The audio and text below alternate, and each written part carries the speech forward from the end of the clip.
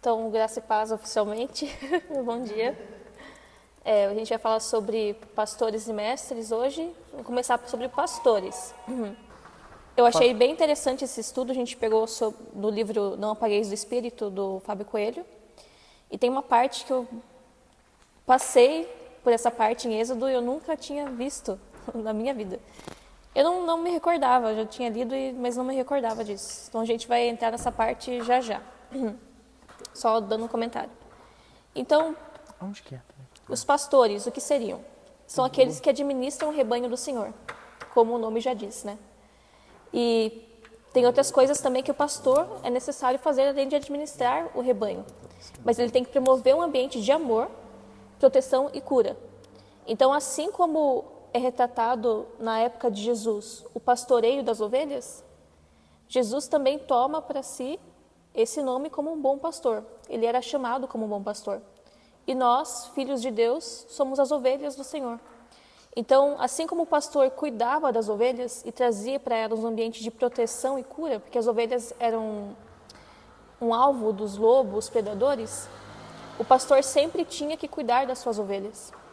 Os pastores devem trabalhar como Cristo, que é o bom pastor, e Cristo doou sua vida pelas suas ovelhas. Então, ter um amor sacrificial, de sacrifício como Cristo se sacrificou pelas suas ovelhas, a fim de anular a obra destruidora do lobo, que é Satanás. Então tem toda uma imagem que Jesus construiu como bom pastor. Eu acho até interessante como Jesus vê isso em Mateus, se eu não me engano, quando ele olha para uma multidão de pessoas, ele se sente misericordioso e ele quase chora por aquelas pessoas e ele fala: são como ovelhas sem um pastor. E Jesus já representa esse pastor. Então, como é difícil realmente ter alguém que tenha a imagem de Jesus como pastor. Então, é necessário ter todas essas junções de coisas para que se tenha um pastor. É isso que Jesus espera dos pastores hoje. Em João 10, do 11 ao 12, ele fala assim: eu sou um bom pastor. O bom pastor dá sua vida pelas ovelhas. Mas o mercenário e o que não é o pastor, de quem não são as ovelhas, vê vir o lobo e deixa as ovelhas e foge. E o lobo as arrebata e dispersa as ovelhas. Ter esse ambiente de proteção e cura é necessário totalmente, porque Satanás, que é o lobo destruidor, virá para cima das ovelhas. Então o pastor precisa direcionar essas ovelhas a aguentarem a pressão do mundo e a falarem não para o lobo. Então, diferentemente dos evangelistas, que a gente tinha falado no último estudo, os pastores não trabalham fora da igreja. Ele coloca assim: os pastores não trabalham se movimentando. Então, a gente tem a questão dos apóstolos, dos evangelistas, que são local e para fora da igreja, são pessoas que vão pregar o evangelho para fora da igreja e que vão ensinar a igreja aqui na parte local. Nós temos os profetas que ensinam tanto fora quanto dentro da igreja, mas que mais ficam dentro da igreja, e que esses três se comunicam juntos para poder pregar o evangelho. Mas que nós temos também os pastores e os mestres, que são uma parte mais local da igreja. Então os evangelistas vão para fora, pregam o evangelho, trazem pessoas para dentro da igreja, e os pastores e os mestres precisam discipular e cuidar dessas pessoas. Então é totalmente um trabalho muito interessante que o Senhor faz, porque é um corpo, e o corpo não tem um membro que seja maior que o outro, mas que todos são necessários para que se tenha realmente se instalado o reino do Senhor. Eu coloquei que não trabalham se movimentando, mas geralmente existem também alguns pastores que trabalham em diversas igrejas, e que não seja, por exemplo, a igreja local aqui, que vá para outra igreja. Também existe isso, né? Então, eles servem lugares e povos específicos, que é a igreja local. E ele cuida dos corações dos santos e ensina eles a administrarem espiritualmente suas vidas, de forma a se basearem nas leis de Deus, para que saibam lidar com as pessoas do dia a dia. Diferente do mestre, que vai ensinar a lei de Deus, o pastor ensina na prática como lidar com a lei de Deus. A pessoa, por exemplo, tem aquilo, eu posso fazer isso, posso fazer aquilo, posso... Ele vai falar assim, não, entenda aqui na palavra, entenda na prática o que é necessário fazer. Se comunique com o Espírito Santo, se comunique com o Senhor e entenda aquilo que o Senhor está falando para você. E dessa forma a pessoa vai aprendendo a lidar sozinha, através do Espírito, com as pressões do dia a dia. Então o pastor é como se fosse, na minha percepção, um pai que também ensina o filho a andar. Então ele está ali, por exemplo, nova pessoa na fé, precisa de um direcionamento e o pastor, através do Espírito Santo, ajuda a pessoa a poder andar, de forma a andar futuramente sozinha e entender aquilo que o pastor está falando. Então a Bíblia traz isso de uma maneira muito clara, da questão do pastor ajudar o povo a se basear na lei de Deus na prática. Então a questão que eu tinha falado, que o comentário que eu fiz antes da aula, que é a questão de Êxodo 18, do 13 ao 20. Se os irmãos quiserem abrir a Bíblia, é um trechinho um pouco longo. Moisés, ele estava ali ouvindo o povo e Jetro, que é o sogro dele, dá um conselho a Moisés. Eu achei muito interessante essa parte. Então fala assim: no dia seguinte, Moisés assentou-se para julgar as questões do povo, e este permaneceu de pé diante dele, desde a manhã até o cair da tarde. Quando seu sogro viu tudo o que ele estava fazendo pelo povo, disse: que é que você está fazendo? Por que só você se assenta para julgar e todo este povo o espera de pé desde a manhã até o cair da tarde? Moisés lhe respondeu: o povo me procura para que eu consulte a Deus. Toda vez que alguém tem uma questão, esta me é trazida, e eu decido entre as partes e ensino-lhes os decretos e leis de Deus. Respondeu o sogro de Moisés: o que você está fazendo não é bom. Você e o seu povo ficarão esgotados, pois esta tarefa lhe é pesada demais. Você não pode executá-la sozinho. Agora, ouça-me. Eu lhe darei um conselho e que Deus esteja com você. Seja você o representante do povo diante de Deus e leve a Deus as suas questões. Oriente-os quanto aos decretos e leis, mostrando-lhes como devem viver e o que devem fazer. Mas escolha dentre todo o povo homens capazes, tementes a Deus, dignos de confiança e inimigos de ganho desonesto. Estabeleça-os como chefes de 1.000, de 100, de 50 e de 10. Eles estarão sempre à disposição do povo para julgar as questões. Trarão a você apenas as questões difíceis, mas assim, as mais simples decidirão sozinhos. Isso tornará mais leve o seu fardo, porque eles o dividirão com você. Se você assim fizer, e se assim Deus ordenar, você será capaz de suportar as dificuldades e todo este povo voltará para casa satisfeito. Moisés aceitou o conselho do sogro e fez tudo o que ele tinha sugerido. Eu achei muito interessante que, apesar do sogro de Moisés ser um pagão, né, ele ensina a Moisés o que um pastor deve fazer. Então, não promovendo um ambiente de dependência e controle, mas ensinando as pessoas a ouvirem a voz de Deus.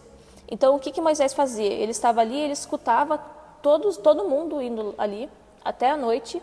Então, ele passava o dia escutando as pessoas, as queixas e tudo mais. E ele mesmo dava a solução à pessoa, de acordo com a lei de Deus. Mas então, o que o sogro dele falou? Falou que ele precisava ensinar as pessoas a lei de Deus, para que as pessoas pudessem sozinhas entenderem aquilo que Deus estava falando.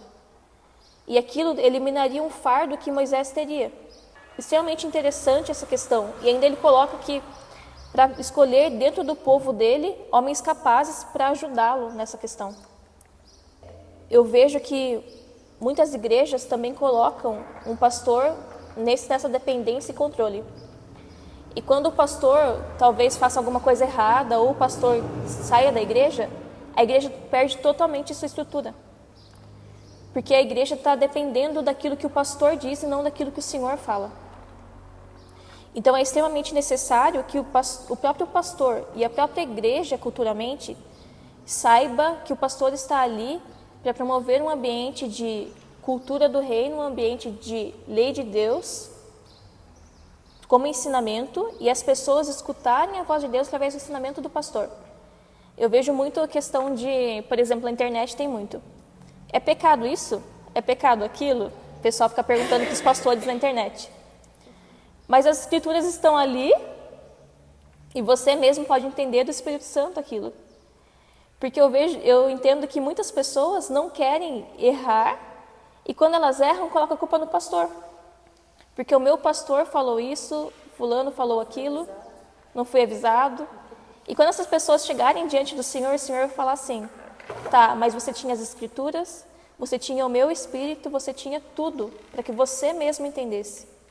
Então você não vai conseguir colocar a culpa em ninguém.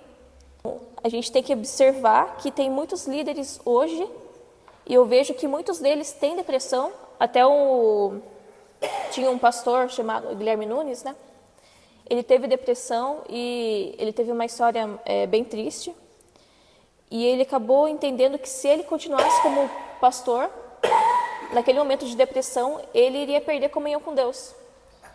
Então ele larga o pastoreio dele e o Senhor manda ele para outra igreja e ele hoje está como mestre de uma igreja. Mas que ele era um líder que estava totalmente sobrecarregado nessa questão.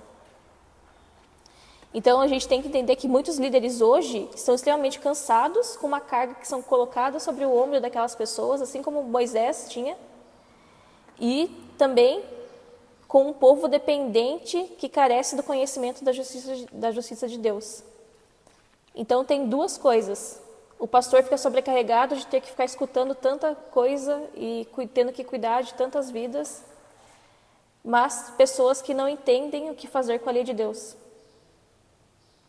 Então o pastor precisa totalmente, como Moisés ali, colocar o fardo dele sobre os pés do Senhor e o Senhor ajudá-lo a dividir esse fardo com os outros irmãos.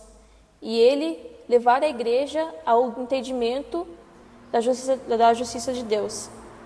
Então, eu acho interessante também que eu coloquei aqui uma questão do Fábio Coelho, no livro Não Apagueis o Espírito. Pode falar. Queria só fazer um comentário sobre essa questão de perguntar aos pastores.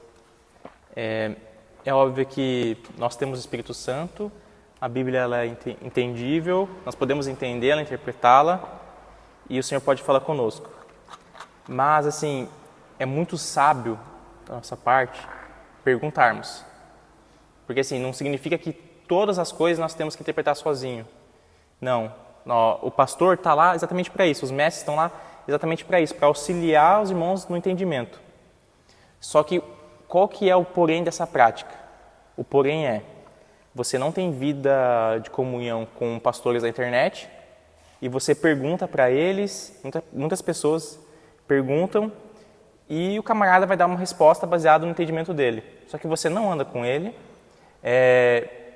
ele não vai ter como avaliar a sua vida, andar com você, ver como é que você está procedendo quanto a esse assunto. Entende? O problema é mais esse.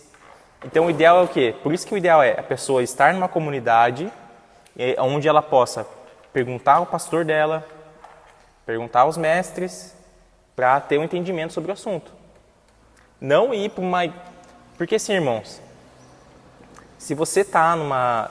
Imagina só, isso é meio óbvio que se você pertence a uma igreja batista e você vai fazer uma pergunta a um irmão de uma igreja pentecostal, você vai receber um tipo de resposta dependendo do assunto. E da mesma forma, se você perguntar para uma igreja presbiteriana, você pode receber respostas diferentes para uma mesma pergunta. Porque eles, não é que eles estão tirando fora das escrituras, não, eles estão interpretando as escrituras da maneira que a tradição deles recomenda. Então, assim, dependendo da tradição, realmente, podemos ter respostas diferentes. Então, o ideal é o quê? Você está numa comunidade onde o pastor te ensine, os mestres te ensinem, e que você não somente, como a Júlia falou, não somente absorva tudo aquilo como verdade, mas que você veja aquilo nas escrituras também, o que é ensinado. Então, o que nós ensinamos aqui, os irmãos precisam ver nas escrituras.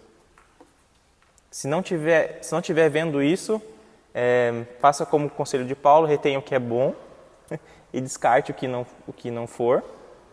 E se for algo que doutrinariamente os irmãos não concordem, aí os irmãos avaliem assim, será que permaneço nessa comunidade com essa não concordância minha dessa doutrina? É algo a se pensar também, irmãos, tá? Então, só para fazer essa ressalva quanto a esse assunto, tá? Então, o comentário que eu tinha falado é do Fábio Coelho. Tá assim: a função do pastor não é assentar-se em seu gabinete para ouvir as questões dos crentes e, em seguida, aconselhar cada um segundo seu conhecimento bíblico. Sua responsabilidade é ensinar as leis morais da justiça divina, registradas nas Escrituras, para que os santos saibam como lidar com essas questões diárias, com cada crise ou vitória em sua jornada. É óbvio que os pastores têm função de conselheiros, porém, aqueles que foram instruídos por eles não precisam depender do crivo de seus líderes para dar cada passo em suas vidas. Essa dependência é, na verdade, uma prática de controle e manipulação. É muito legal, como o Cláudio falou, cada pessoa tem uma interpretação da palavra e é claro que estando abaixo da denominação, né? Mas existem muitos pastores e líderes que querem realmente essa dependência. Então, eles querem uma prática de controle e manipulação realmente. Eu quero que a pessoa venha até mim perguntar cada coisa e eu vou controlar a vida da pessoa de acordo com a minha ótica. Mas quem vive aquela vida é a pessoa e às vezes o espírito quer dar outra opinião sobre aquilo. Então, a pessoa precisa também, como ovelha, perceber o que o pastor está falando. E entender que o verdadeiro pastor, como Cristo, ensinava na prática aquelas coisas e as pessoas teriam que viver pelo Espírito ali. Eu acho muito interessante que existem muitas pessoas hoje que realmente vivem na dependência e realmente olham o pastor como o Senhor Jesus. Então, quando o pastor cai ou algo acontece com o pastor, a pessoa fala, não, ele é ungido do Senhor, nunca faria isso. Só que a pessoa viveu anos num ambiente de manipulação.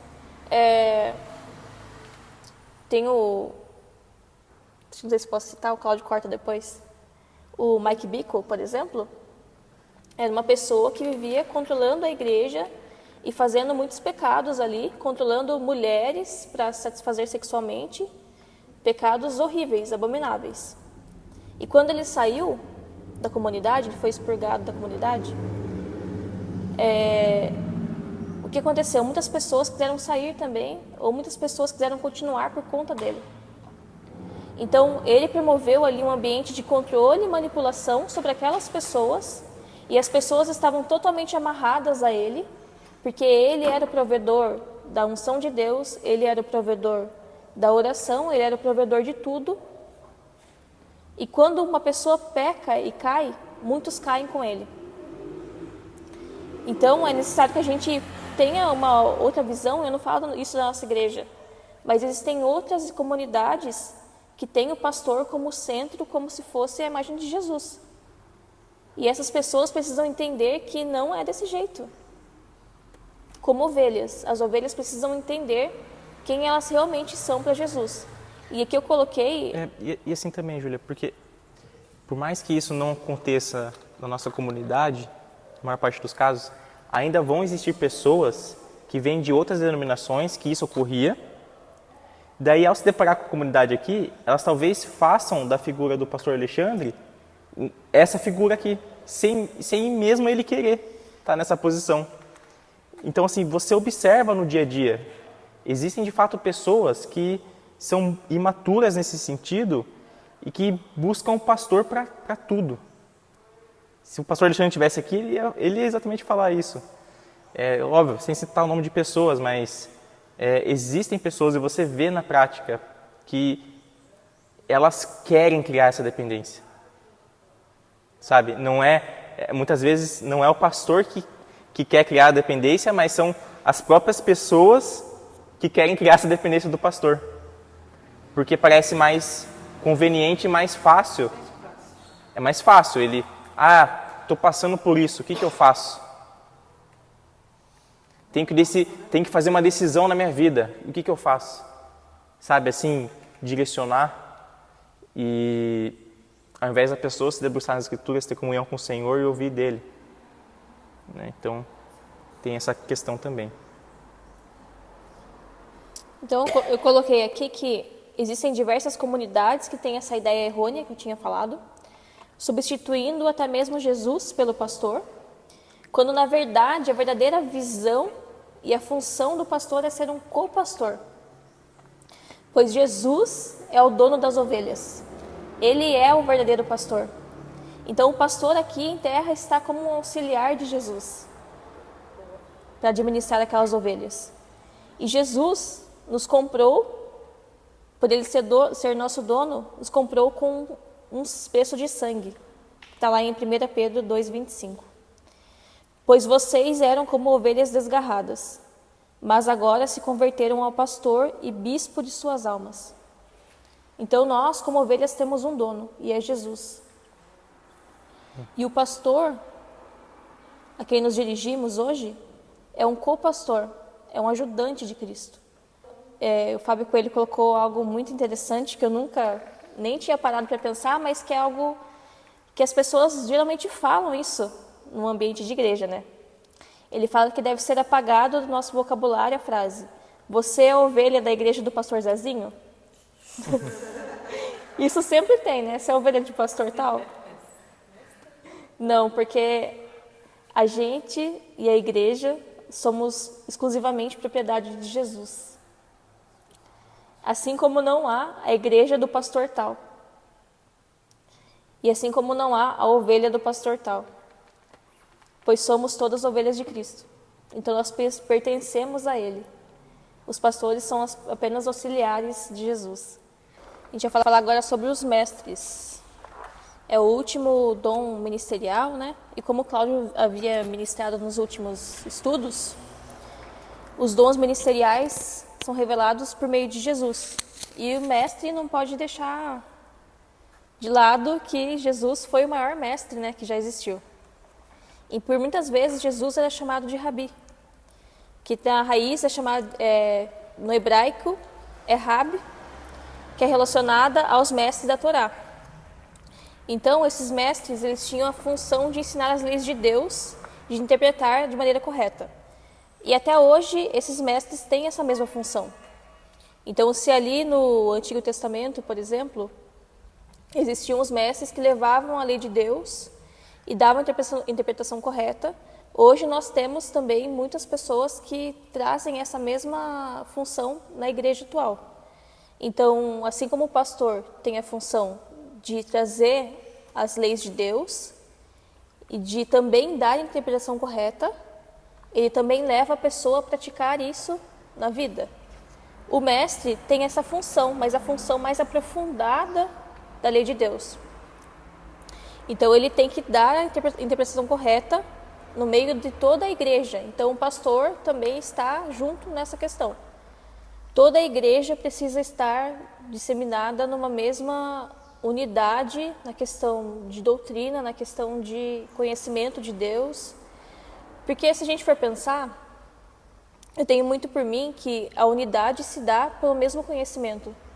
Então, quando muitas pessoas numa mesma comunidade têm vários pensamentos e várias doutrinas, elas não conversam entre si e aquilo vão gerando picuinhas, vão gerando retaliações, vão gerando ali brigas entre as pessoas. Então, o mestre tem essa função de gerar essa unidade, de falar, não, a nossa igreja acredita nisso, isso, isso, e nós temos que ter o mesmo pensamento em Cristo. E eu falo isso não na questão, por exemplo, de tem pessoas que pensam, é claro que pessoas vão pensar de uma maneira diferente, mas que a igreja precisa acreditar numa mesma coisa, uma mesma revelação. E eu acredito muito que no fim dos tempos, a igreja de Cristo, diante de todas as doutrinas, vão ter uma só doutrina, que é a doutrina do reino.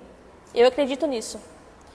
E acredito também que a igreja física que a gente tem hoje, que é separada por muros, não terão mais. Eu tenho essa interpretação, eu tenho esse pensamento.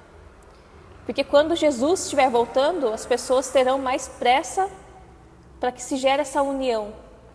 E a gente sabe que muitas vezes o processo de... Quando a igreja é perseguida, nós vemos que muitos irmãos se unem, como se o Senhor permitisse a perseguição para a união das pessoas. Então eu, Júlia, acredito que no fim dos tempos nós teremos somente uma interpretação correta de Jesus, uma interpretação certa daquilo que Ele irá fazer. E conforme a gente vai chegando perto disso, a gente vai sabendo que as Escrituras vão sendo cumpridas, né? Eu acho que o Pentecostes vai unir, sabe, essa igreja. Sim. Um mesmo Espírito, né? Eu creio assim que é falado em Daniel, né, que o conhecimento, no fim dos tempos, vai aumentar. Esse conhecimento, muitas pessoas vão falar, é o conhecimento da ciência. Não, eu creio que aquele contexto está falando do conhecimento dos sábios.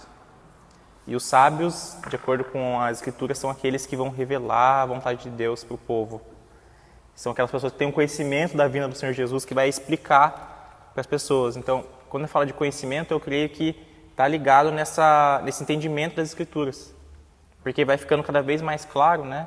E aí vai ter um entendimento mais correto da vinda, sabe? E também, assim, eu não sei se vai ter essa unidade de pensamento, de doutrinário, mas o que eu sei é que, com certeza, vai ter um avivamento do Espírito no sentido de trazer uma união, de falar assim, olha, nós temos as nossas diferenças, mas estamos unidos por Cristo, sabe? Que é a essência, assim, né, do cristianismo em si, né? Nós somos falhos, sabe, divergimos em pensamento, mas nós nos unimos por causa de Cristo. Amém. Eu falei sobre a questão de ensinar a lei de Deus e dar a interpretação correta, e foi o que Jesus fez. Então, Jesus, quando vai pregar o Sermão do Monte, que é a figura mais principal dessa questão de mestre, ele traz justamente isso. Jesus chega justamente para isso. Então, a visão verdadeira do mestre é aquele que traz as leis e dá um entendimento claro daquilo. O profeta Dario, quando ele veio, ele falou justamente isso, que na visão dele, Deus estava comunicando a ele que no fim dos tempos teria que ter uma visão clara das Escrituras. Então, se alguém quisesse falar sobre as Escrituras, teria que falar claramente, para que todos pudessem entender e interpretar. E eu acredito que Jesus justamente fez isso.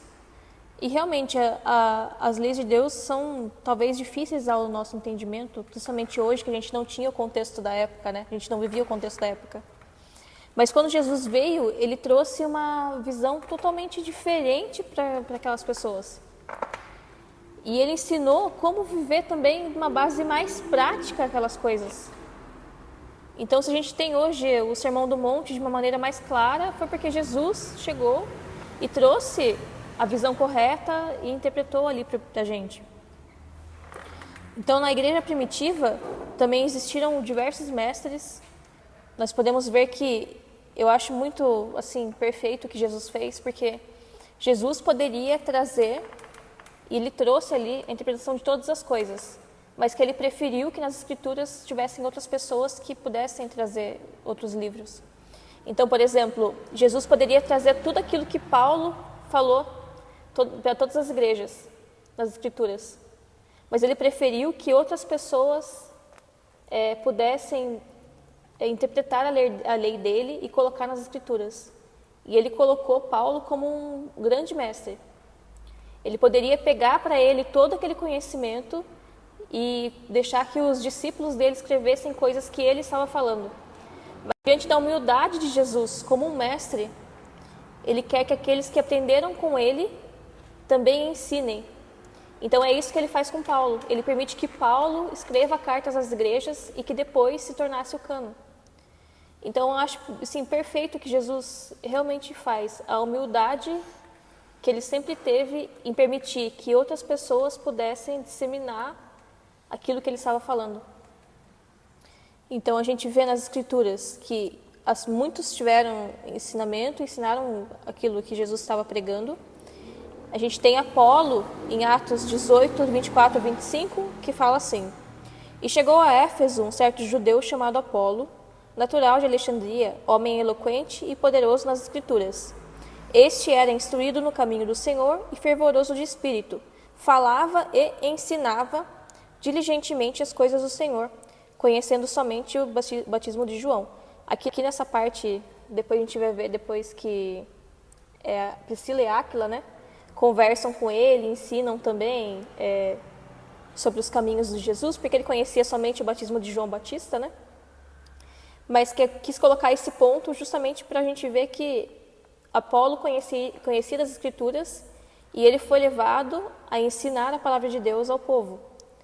A gente tem também Paulo, a gente não podia deixar de falar de Paulo, né? Que foi considerado o maior mestre depois de Jesus. Então, em Atos 13, do 1 ao 5, é falado assim: na igreja de Antioquia havia profetas e mestres: Barnabé, Simeão, chamado Níger, Lúcio de Cirene, Manaém, que fora criado com Herodes, o tetrarca, e Saulo. Enquanto adoravam ao Senhor e jejuavam, disse o Espírito Santo: separem-me Barnabé e Saulo para a obra a que os tenho chamado. Assim, depois de jejuar e orar, impuseram-lhes as mãos e os enviaram. Enviados pelo Espírito Santo, desceram a Seleucia e dali navegaram para Chipre. Chegando em Selamina, proclamaram a palavra de Deus nas sinagogas judaicas. João estava com eles como auxiliar. Então Saulo, que na verdade é Paulo, né? Ele foi separado ali para a obra do Senhor, para ser um mestre. E a gente vê depois que antes dele ter aquela visão com Jesus no deserto, ele já havia sido comissionado para ser um grande mestre. Então, além dele ser um grande conhecedor da Torá, porque os judeus sempre ensinavam desde criança, as crianças, né? Isso.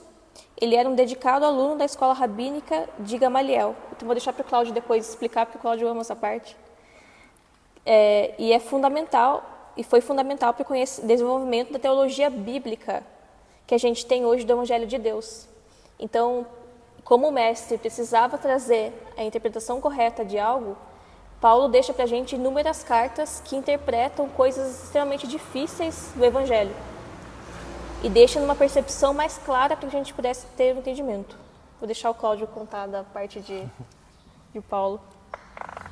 Sim, antes de falar de Paulo, ali falando do Apolo, a gente não presta muita atenção, mas ele foi um homem assim extraordinário e realmente parece que ele foi bem humilde, né, em conversar com a Priscila, o Áquila e aprender ali do batismo do Espírito Santo. Depois nós vamos ver lá, até os coríntios brigam por causa dele, né, começa a falar: eu sou de Apolo, não sou de Paulo, porque ele tem uma eloquência muito grande. Eu creio que não é nem ele que quis fazer essa divisão, mas as próprias pessoas, né? E até tem alguns teólogos, né? Existe uma briga, assim, uma briga entre aspas, de entendimento de quem escreveu a carta aos Hebreus. Não se sabe quem escreveu, mas alguns teólogos entendem que pode ser Apolo. Porque assim, o que tem de entendimento é que a carta aos Hebreus não parece com as cartas de Paulo. Em alguns momentos até se assemelha, mas no geral não fica próximo da maneira que estrutura, a maneira de falar. Não parece sim, ser próximo ao que Paulo geralmente escreve. E essa carta foi encontrada ali em Alexandria, exatamente que falam, né, que Apolo ele era natural um judeu, de Alexandria, então né? ele entendia do contexto dos hebreus e também era natural daquela região. Então, assim, pode ser uma possibilidade que seja Apolo. Tá? Não significa que seja, pode ser. E até faz sentido, porque é uma carta muito bem desenvolvida teologicamente, assim, muito profunda. Então, se for realmente, só reforça que esse camarada era um gênio ali da sua época. E quando se fala disso, né? Tudo bem, ele é um gênio, e aí criou uma divisão ali, alguns falavam, eu sou de Apolo, eu sou de Paulo. E aí algumas pessoas vão achar, não, porque Apolo era muito superior a Paulo. Só que assim, também não era. Porque parece que tem uma questão de conhecimento e tem uma questão também de oratória. Apolo ele era um mestre nisso também, que os gregos valorizavam, né, os grandes discursos, a maneira de falar, a eloquência, né? E diz que Paulo ele era pouco eloquente. Então, não parece ser um entendimento, né, de nível de conhecimento, mas sim da eloquência da fala mesmo. Parece que Paulo ele não falava tão eloquente quanto Apolo. Mas Paulo também é um gênio, porque nessa escola de Gamaliel que ele estudou, ele diz que ele estudou, aprendeu aos pés de Gamaliel. Gamaliel ele é um dos, assim, da sua época ali, da época de Jesus, ele era um dos mais sábios ali, é um dos mestres mais procurados, tanto que ele vai aparecer no contexto lá do Sinédrio, né, que Pedro e João são levados ao Sinédrio para serem julgados pela pregação do Evangelho, e aparece lá essa figura do Gamaliel que fala assim, olha, vamos... ele meio que profetizou. Vamos deixar aqui. Ele fala assim, olha, muitos vieram ao longo da história falando que eram Cristo e hoje nem se ouve falar mais dessa pessoa. Os seus discípulos foram dispersados e tudo mais. E ele fala assim, olha, vamos deixar eles irem, porque se realmente ele for Cristo, então a sua palavra vai espalhar e não tem como a gente segurar aquilo que é de Deus, a obra de Deus. E aí a gente não corre o risco de ir contra a vontade de Deus. Então assim, Gamaliel colocou uma possibilidade de Jesus ser o Cristo mesmo, assim, na visão dele ali. E ele foi... É esse que fala também que o mundo todo, Não, esse foi o outro, esse foi o sumo sacerdote, né, que falou. Mas Gamaliel foi muito sábio nisso, deixou eles irem. Então, para ver que realmente era um homem sábio, pelo menos. Não tão sábio, porque no fim, né, não se rendeu ao Evangelho. Mas o Senhor usou ele ali, com certeza. E nessa escola dele, diz que a lista, assim, eles geralmente pegavam crianças já muito pequenas para aprender da Torá, e já existia uma separação daqueles que se desenvolviam mais, daqueles que pareciam ter um entendimento maior. Então já tinha uma divisão ali dos melhores como crianças, e esses mestres iam avaliando isso, né, separando aqueles que eram os melhores, e dentro desses melhores falam que tinham mais de 500 pessoas ali que disputavam por uma vaga para estar com o Gamaliel, o Enem ali da antiguidade, né? E Paulo passou. E Paulo estudou com Gamaliel, aos pés de Gamaliel. Então, assim, o conhecimento que Paulo tinha da Torá é enorme, assim. Então, realmente Jesus quis chamar Paulo para ser um grandioso mestre. Só que assim, ele tinha um entendimento, mas não um entendimento correto na revelação do Messias, né? Que quando ele viu Cristo ressurreto e as escamas saíram dos olhos dele, sabe, destravou aquela chave que ele precisava para ter o entendimento correto e assim, e foi... Tanto que Pedro também vai falar, né, que Paulo fala com vocês coisas difíceis de entender. Porque, sim, extremamente. E porque Pedro, João, eles eram pescadores. Então, assim, eles eram iletrados, muitos deles. Nesses anos que eles passaram com Jesus, ele era, só que em muitas questões, sim. Eu não sei exatamente das Escrituras, eu acho que Pedro, nas Escrituras, por ter passado muito tempo com Jesus, aprendeu muita coisa, né? Então, o próprio Espírito dá o conhecimento, né? Mas em relação a cultura, outras culturas. Eu acho que é totalmente leigo em relação a isso. O que Paulo já conhecia. Porque Paulo conhecia ali dos gregos. Paulo tinha cidadania romana. Então ele era judeu, mas tinha cidadania romana, ele conhecia a cultura romana. Então Paulo E justamente nessa questão de chamar ele de Saulo, né?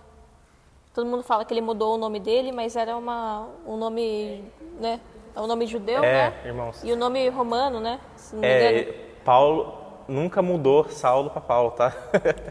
É que naquela época se tinham dois nomes, porque você tinha um nome hebreu, o nome judaico, e que não era a língua dos outros povos, dos romanos, e normalmente eles usavam um outro nome para o contexto grego, romano, enfim. Então, Saulo era chamado de Paulo. Ele já tinha esse nome. Acontece que começou a ser usado mais Paulo por causa do ministério com os gentios. Daí ele usava muito o nome Paulo. As escrituras falam, né? Os gentios ali, os gregos, não iam entender o nome Saulo, né? Mas Paulo eles entendiam. É a mesma coisa no chinês hoje. Saulo, também conhecido como Paulo. As escrituras falam isso. Também conhecido como... Eu ia falar do chinês, que eu achei engraçado. Não, não sei se vocês já conheceram, tipo, chineses, assim, eles mudam o nome. Quando vem pra cá, quando vai para outros países. Eu conheci um chinês que ele... Assim, eu perguntei, como que é seu nome, né? Eu tava nos Estados Unidos. Aí ele, é Peter. Eu falei, seu nome não é Peter. Fala seu nome verdadeiro. Não, é Peter. E da esposa dele era Jane. Assim, claramente não é o seu nome, cara. Não é. E tem o marido da menina, como que ele chama? Da Jéssica. Tipo Jack, né? Coisinha.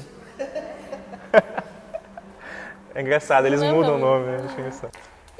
E isso vai também, que o Cláudio falou, vai com o que ele tinha falado nas outras aulas, que o Senhor já separa funções para as pessoas antes de elas existirem, né? A gente for pensar na questão da vida de Paulo, Paulo foi já criado para, no final, morrer por Cristo e pregar o Evangelho e trazer clareza às Escrituras. Então a gente vê que desde sempre a vida dele já era a questão do estudo. A vida dele já era... eu acredito até que Paulo largou tudo para poder estudar nessa questão. Então desde criança ele tinha esse propósito e o Senhor fez com que ele ficasse ali.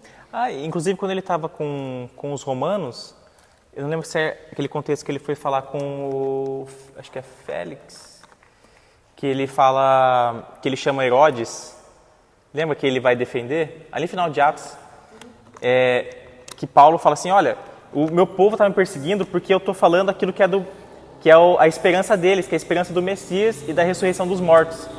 Aí eles viram para Paulo e falam, Paulo, você está estudando muito e isso está fazendo você ficar mal. As muitas letras se fazem delirar.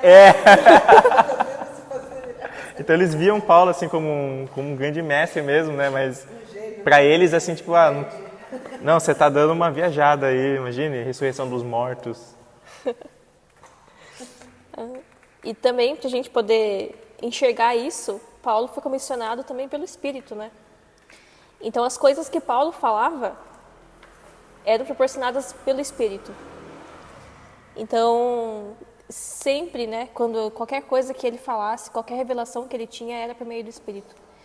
E eu vou também na questão de que ele estudava assim, mas a clareza quem dava era o Espírito. Porque não adianta a gente estudar as Escrituras sem o Espírito, né? E ele sempre deixou claro isso. A humildade que aquele homem tinha de reconhecer que realmente nós não somos nada, né? Então ele fala que não são apenas os que conhecem as Escrituras, os mestres, mas comissionados pelo Espírito para aplicar as leis de Deus e mostrar ao povo as leis.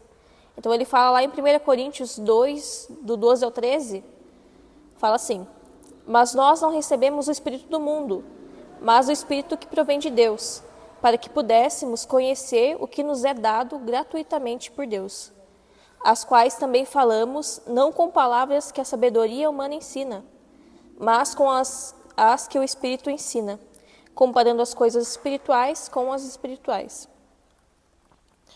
Então, Paulo já deixa claro, e também a gente estava falando na questão dos evangelistas, ele fala também que não é com eloquência que você ganha uma vida, mas com o Espírito. Então, em várias cartas de Paulo, ele deixa claro que não é ele que tem o conhecimento, mas o conhecimento é dado pelo Espírito. Outra questão aqui, que é na questão do dom ministerial em si, na questão de hoje. Os mestres vão sempre auxiliar o trabalho dos pastores. Então, eles vão ajudar os pastores a administrar e instruir os ambientes coletivos, tendo o foco de revelar os mistérios de Deus a todos os ministérios da igreja. Então, lá em Mateus 13, versículo 11, ele respondeu: a vocês foi dado o conhecimento dos mistérios do reino de Deus, mas a eles não. Então, a gente tem também que, como algumas pessoas são comissionadas realmente a serem mestres, não é que o Senhor não dê a todos o conhecimento, porque quem busca se tem conhecimento do Senhor, mas que existem pessoas que talvez tenham maior revelação do Espírito de Deus na questão da aplicação das leis. E essas pessoas são comissionadas a serem mestres do Senhor. O mestre sempre será um auxiliar do pastor na questão de instruir toda a igreja. E também a gente tem algo assim interessante, a gente estava até comentando, né, Cláudio?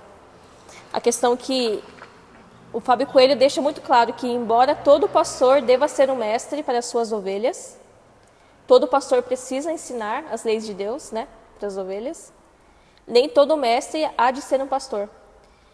Então, algumas igrejas conseguem enxergar que a pessoa ensina as escrituras, ela tem que ser um pastor. Mas é uma coisa totalmente diferente, né? Porque nem todos possuem a vocação para aconselhamento. E é algo que o pastor precisa ter. O pastor precisa ser um mestre das escrituras, mas que ele precisa aconselhar, discipular e manter todo esse foco na ovelha do Senhor. Agora, o mestre, às vezes, o mestre não vai conseguir ter esse foco. Ele não vai conseguir aconselhar, não vai conseguir discipular. Ele não vai conseguir, talvez, ser ouvido pelas ovelhas nessa questão. Ele vai ser identificado pela maneira que ele ensina as escrituras. Então, a gente precisa, talvez, diferenciar isso, porque muitas pessoas que te ensinam, eu já vi um irmão, por exemplo, que ensinava e falava: não, você tem que ser pastor. Como a pessoa tem que ser pastor? Às vezes não é a vocação da pessoa. É totalmente diferente. E às vezes a pessoa, por conta dela poder ensinar, por conta dela ter acesso ao púlpito e poder ensinar a igreja, ela mesma talvez ache, nessa cultura que a gente tem de igreja hoje, que ela precisa ser um pastor. E às vezes ela chega a ser um pastor e ela não consegue desenvolver isso. Exato. Sendo que ela tinha aptidão para desenvolver outras coisas e não ser um pastor. Uhum. Então, é realmente a visão que a igreja precisa ter. E realmente separar essa questão.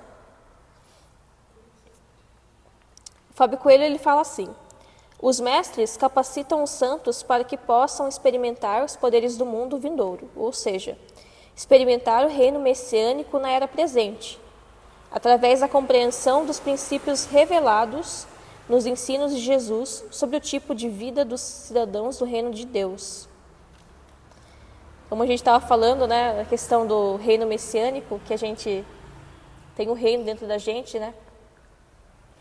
Os mestres vão trazer isso muito claro, como a figura de Jesus ensinando o Sermão do Monte ali.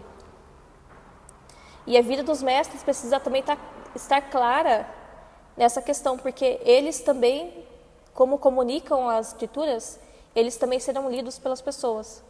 Então, a vida de temor e a vida de prática de santidade precisa estar seguindo esses mestres, né? E eu acho assim muito legal também a gente poder enxergar essa parte do corpo de Cristo, né, com diferentes ministérios, diferentes pessoas ali designadas para alguns papéis. Sempre os dons ministeriais são para levar algo para a igreja. Então, os evangelistas sempre ensinam os irmãos a evangelizar. Os profetas ensinam a comunidade a ser uma comunidade profética, os mestres ensinam as escrituras de Deus, Os pastores ensinam os caminhos de Deus, os apóstolos também desbravam outros lugares, mas ensinam a igreja a fazer a mesma coisa. Então, sempre o Senhor espera que essas pessoas comissionadas sempre levem algo para a igreja. E quando os mestres não querem que a igreja tenha o mesmo conhecimento que eles, não tem essa humildade, não quer que, por exemplo, o seu discípulo seja alguém maior que você, ele está ensinando errado. Porque a humildade que o Senhor sempre teve, de que quando Jesus subiu aos céus, falou: vocês farão coisas maiores do que eu fiz aqui. Então, primeiro, o mestre precisa seguir os caminhos do Senhor e ter humildade na questão do conhecimento. De sempre discipular alguém, de sempre ensinar alguém e ser humilde o suficiente para querer que a pessoa seja alguém maior que você.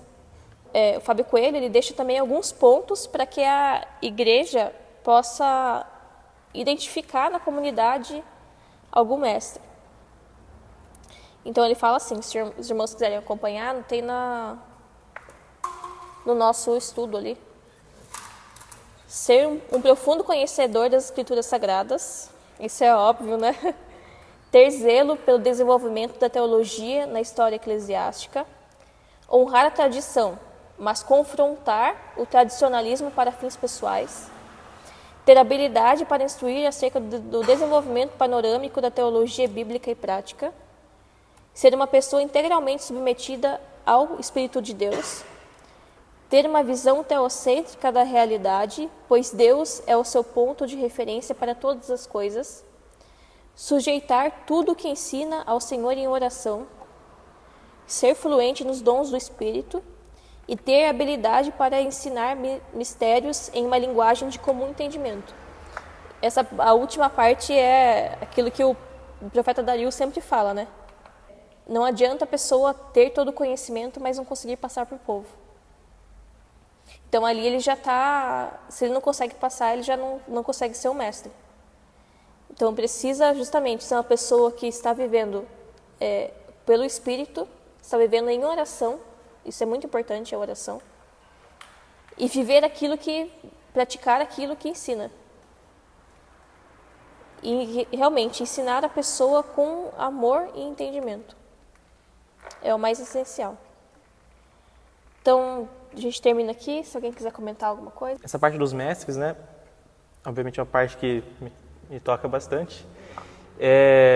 Normalmente, quando a gente vai estudar sobre dons espirituais, a gente fala dos dons mais miraculosos, né? E a gente falou aqui da profecia, como que Paulo eleva, né, a questão da profecia como um dom que todo mundo tem que buscar e que de fato abençoa o meu próximo, né, de forma automática, né? Quando a pessoa ela está profetizando, ela já está falando algo que vai abençoar e edificar meu irmão. Só que às vezes a gente tende a colocar o ensino, a pregação da palavra como abaixo, porque é algo mais natural. Mas não, na teologia paulina, o ensino e a pregação da palavra está no mesmo nível de autoridade de uma profecia nesse sentido. E muitas vezes até acima. Por quê? Porque nós estamos aplicando as instruções da profecia maior, que é a nossa base, que são as Escrituras. Então, assim, o ensino também deve ser julgado, assim como a profecia, de acordo com as Escrituras. Porém, o ensino ele está totalmente baseado nas Escrituras, né? E às vezes a profecia, não, como eu falei, existem algumas profecias que vão fugir das Escrituras, que precisam ser julgadas, entendidas, refletidas. Mas o estudo em si, ele sempre vai estar apontando para as Escrituras, né? O estudo, a pregação da palavra. Então, assim, qual que é o momento mais importante de um culto? Algumas pessoas vão falar que é o louvor.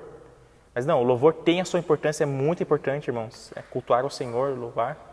Mas o ponto principal do culto é a pregação da palavra. Ouvir a voz de Deus. Porque é como se estivéssemos ouvindo a voz de Deus. Porque Deus, ele deu autoridade para algumas pessoas aqui em terra pregarem a palavra, aplicarem a palavra para o povo. Então, a gente precisa voltar a resgatar, ter esse entendimento de que quando o pastor Alexandre sobe e está pregando a palavra ali, estamos ouvindo a palavra de Deus. Isso não significa que não tem que ser julgado, que, sabe, que tem um... Deus está falando diretamente através do pastor. Não é isso, irmãos. Entendo que tem que ser julgado sim, aplicado de acordo com as Escrituras, isso é óbvio.